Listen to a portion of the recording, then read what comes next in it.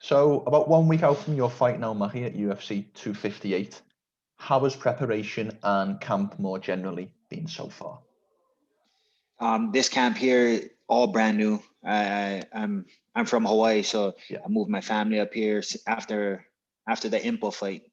I yeah, didn't leave. I just stayed up here, moved my family up here, found the place. Everything happened um, for a reason, you know. So the camp, no complaints, beautiful. I can't wait to go out there and show the progress, show the skill. I have a full camp behind me this time around, so I'm a dangerous man when it comes to that. You know, I'm fully prepped, no doubt in my mind. I can go in there and really push to the deep end. Any trouble I feel like I'll be able to overcome that. 100%. I did actually want to ask you that. Is this your first fight at Xtreme Couture? And with you saying it is, how much do you think making the move down there has improved your game and your skill set? I feel like the move to Las Vegas and training at Extreme Couture, training over at the UFC PI has I feel like I've grown heaps, man. I've broken boundaries that I used to was never able to break, you know. So definitely the talent pool here at XC, you on the daily, you got guys like Jake Shields on the mat, Vinny, you got Brad Tavares, you got Puna on the mats.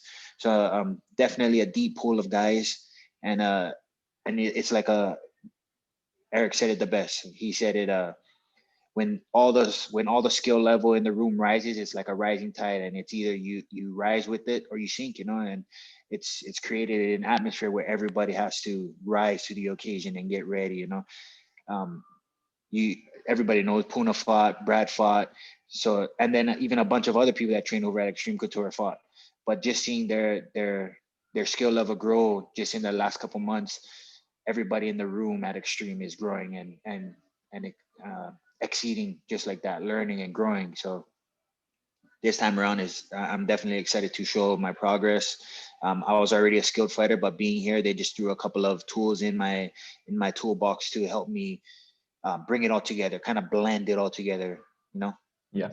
As you mentioned then as well, there's quite a lot of guys out of the camp who have previously fought recently, such as Brad Tavares and Punahale Soriano. And there's people such as yourself who are scheduled to fight. You know, yourself, Dan Ige has got a big fight in March. Does that help, can I ask, for preparing for a fight with other guys who are also booked? Because I would presume you were kind of peaking at a similar time in terms of training and such. Yeah, so the big help is having a PI. They help you with the peaking process. So they definitely ask me all the questions that help them to see if I'm okay, maybe pull it back a little bit this week, or maybe let's go a little harder this day. You know, so that's been another big help, is not overtraining, because we all know that can be a big toll in fights, is where you overtrain, you peak out too early, and you go into the fight and you look like $1 million, but you perform like $1, you know. So definitely they've been a big help to my arsenal. Not overtraining and not undertraining. I feel like I'm just in the perfect spot where everything will be making some good action. And you just mentioned Hawaii then, which just made me think about something. There seems to be quite a lot of Hawaiians out of that camp, doesn't there, when you actually think about it? Is there a particular reason behind that, do you think? I would say the general Brad Tavares, he got in everybody's ear, all the boys, and let them know that this is where it's at. You know, you want the resources, you want the guys that are here on a daily basis. They've I'm not saying back home that there's no resources. There is, but here for myself and the weight class I'm in, there's a bunch more guys here than back home training at an elite level. So it's nothing but a blessing to be here, and to be able to show my progress is going to be a big thing. Yeah.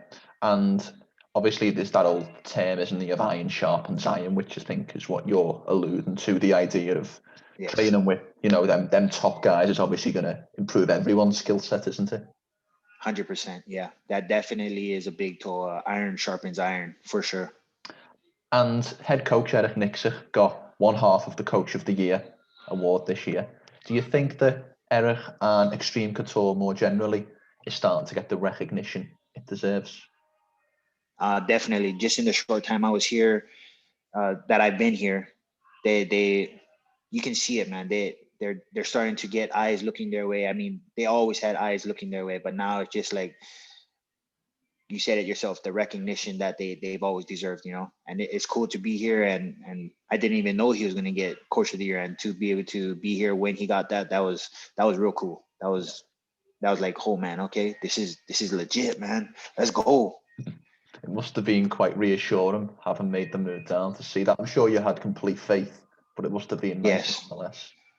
definitely. And if you go anywhere and you're expecting to grow, you want to feel that growth. You want to feel that progress in your game, and with anything, any sport, any job, you wanna be reassured, you know. So just in the sparring in general, I feel like I felt it on the weekly basis, that little growth, 1%, 10% better every session, and that's what made me. That's what reassured myself that I'm in the right place. I'm doing the right thing.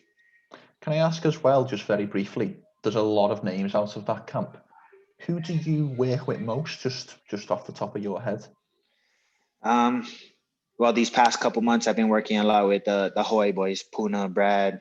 Um, I think his name, yeah, just all the Hawaii boys I've been working with. But I don't restrict myself to training to with just one person. When I'm out of camp, I like to work with everybody. You know, Yes. I like to work with everybody, get that experience with working with different people. And then when I'm in camp, I kind of just go along the lines of what my opponent, um, the type of opponent I fight, and then I try and get those guys. So I just get those looks. Yeah.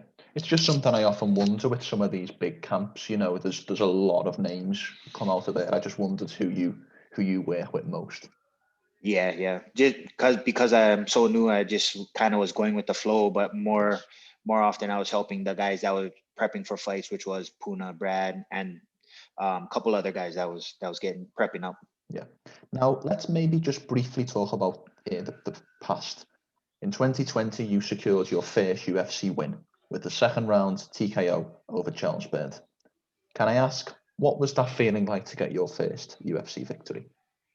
It was everything I ever expected, to be able to go in there and do what I do best, have the best time of my life, and then secure the win. I was like, dang man, I want more. You know, immediately I want more. I'm ecstatic that this is what I live for. This adrenaline rush. I'm an adrenaline junkie. For those of you that don't know me, but yeah, man, it's the biggest thing that happens in my life for 15 minutes. Is at that time, at that moment, it's just there's no words to explain how I was feeling at the time, but after it wore off, I'm like, dang, I got my first win in the UFC. Let's go.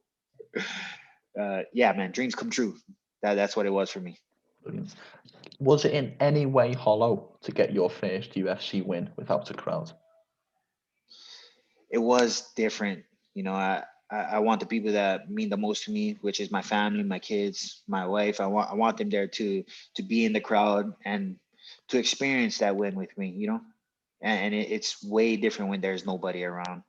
And I know they're here at home and they're cheering their hearts out, but that's what I want to hear. I want to hear the crowd. I want to hear the atmosphere out. It's way different when there's nobody there now. You got the coaches, you got us.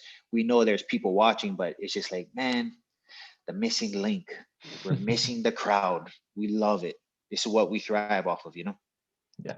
When all said and done, obviously it's a sport, but it is an entertainment business, isn't it, to a certain extent? And you are there to entertain people.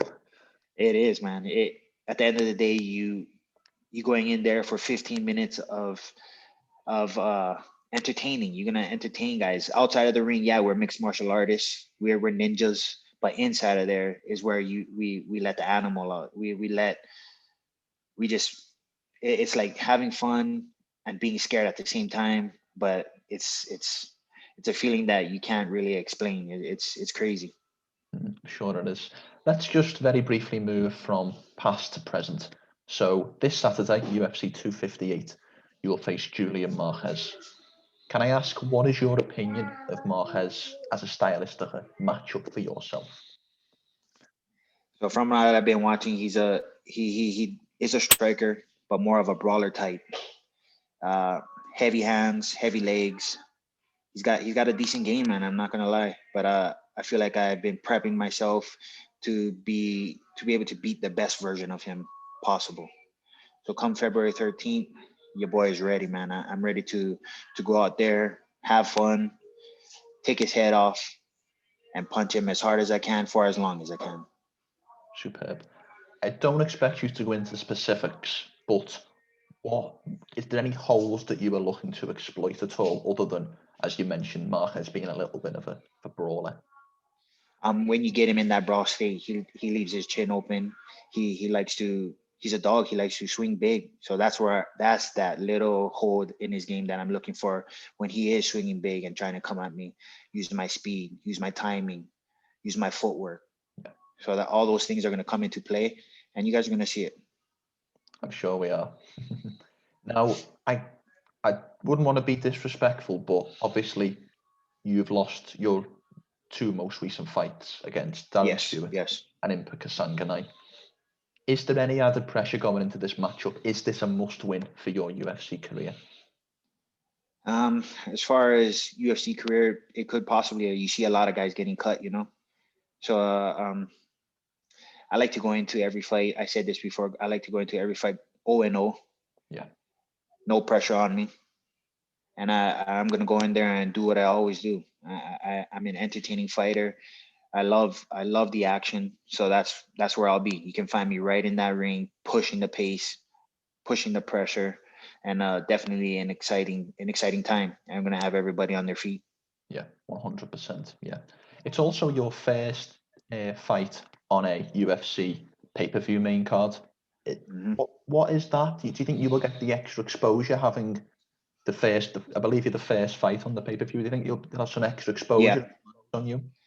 It's exciting. I do feel the extra exposure is going to be helpful for me in my future. 100%. Maki, I couldn't have you on today. This is our first time talking. I presume it is. I hope it isn't the last. But never, brother. Superb. But I couldn't have you on today without asking you about your nickname. Where did Coconut Bombz come from? Originally, I just wanted a cool nickname on Instagram, so that's where it came up. But honestly, it just resonated with the way I fight, and after I made the name, and then I had my next fight, a lot of people were just saying, "Oh, Coconut Bombz, right there, right there." All right, yeah, okay. And then the next fight after that was, all right, they said nickname. I was like, man, I'm just gonna put it down. And I did, Coconut Bombz, and next thing you know, it stuck with me, you know, and it was cool. But I can't tell you, man, this is it right here. This is the Coconut Bombz, man. Yeah. The way I fight, I like to be explosive. I like to have an entertaining fight, man. And not I can't say it enough. I love to entertain everybody. I am a mixed martial artist at the end of the day, but in that ring, I'm a prize fighter, man. Yeah. I'm a prize fighter when I'm in that ring. I wanna entertain by the millions. I want to entertain everybody. Superb. I would argue that Coconut Bombz is one of the most original nicknames I think I've ever heard. Can I ask? Yeah, baby. Can I ask, if we were making a matchup based upon original nicknames, who would you pair yourself against? Is there any other nicknames in the sport that you like? I would say I don't really. I think mine is above all, man. Coconut Bombz. It doesn't get any more original than that. It doesn't. Okay, I'll give you that one. Shit, I'm fighting. I'm fighting the Cuban Missile Crisis. That's pretty cool, but I mean, Coconut Bombz. That's short, sweet, and simple, and it's exciting. Yeah. The Cuban Missile Crisis versus Coconut Bombz is. That's how the matchup should be billed, isn't it? Fuck yeah. Yeah. Maki, I know you're busy, so I'll get you out of here on this one. Give me a prediction for Saturday night. What goes down in your fight against Julian Marquez? I walk in there, hit him with some smooth combos, and I walk out with a bag full of money. Couldn't have put it better myself. Let's go. February 13th, guys. Tune in. Coconut Bombz versus the Cuban Missile Crisis. Nothing short of exciting, guys. I'm excited to get back in there 2021 and start this start this year off right. Yeah, couldn't agree more. Maki, it was an absolute honor. Thanks for your time today. I appreciate it, guys. Mahalo. Before we go, how can people find you on social media? You can follow me, IG, Twitter, and Facebook, coconut_bombz with a Z, BOMBZ. And then also coconutbombz.com. Hit them up. We got a lot of stuff coming. Yeah, stay tuned for the drops, guys. Superb. And before we finish, is there anything you would like to say or sign off with at all? I just want to say thank you to everybody that's been believing in me up until now. I'm excited. I can't wait to show the growth. And yeah, man, much love to everybody. Stay up, stay safe, stay healthy. I know these are hard times that we're all going through, but this is what don't break us makes us stronger, you know? So I feel like we're all gonna come out of this on top. That's a superb way to end. Thank you, my brother. I appreciate it.